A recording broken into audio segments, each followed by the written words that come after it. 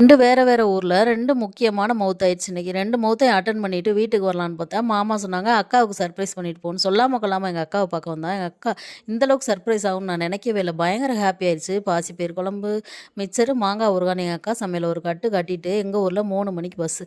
சரி அந்த பஸ்ஸ பிடிக்கலாம் நானும் எங்க மாமா வந்தா, பஸ்ஸு ஜஸ்ட் மிஸ்ஸு. நான் போனா அந்த பஸ்ல தான் போவேன் அப்படின்னு சொல்லிட்டு அடம்பிடிச்சனால, எங்க மாமா ரன்னிங்கு, சேசிங்கு ஒரே ஒரு யூ டர்ன போட்டு 3 ஊர் தள்ளி 4வது ஊர்ல என்னைய அதே பஸ்ல ஏத்தி விட்டாங்க. 4:30க்கு அம்மி வந்துருவான். 4 மணிக்கு திண்டுக்கல் பஸ் ஸ்டாண்ட் வந்துட்டேன். 4:10 பைக் ஸ்டாண்டு, 4:20 வீடு, 4:30 அம்மியோட வேன் ஸ்டாண்டுன்னு போயிட்டு, கரெக்ட்டா அம்மிய பிக்கப் பண்ணிட்டு, உளுந்த வடை, போலியெல்லாம் வாங்கிட்டு வந்தேன். அம்மி ஸ்கூல்லேருந்து வந்தோனே நான் கீழ விழுந்துட்டேன். தலையெல்லாம் வலிக்குது ஹாஸ்பிட்டல் கூட்டிட்டு போன்னு சொன்னா, அவனையும் கூட்டிட்டு போயிட்டு உளுந்த வடையும் குடுத்துட்டு, மாத்திரைய போட்டு படுக்க வச்சுட்டு, அதுக்கு இடையில பத்திரிக்கை வேற வந்துச்சு. அதையும் வாங்கி வச்சுட்டு, அதுக்கப்புறமா வந்துட்டு நாளைக்கு வந்துட்டு முருங்கைக்கீரை போட்டு சாம்பார் வைக்கலாம் அப்படின்னு சொல்லிட்டு, முருங்கைக்கீரை ஆஞ்சு வச்சுட்டு, இதுக்கு மேல தெம்பில்லடா சாமி அப்படின்ட்டு நானும் படுக்க போயிட்டேன்.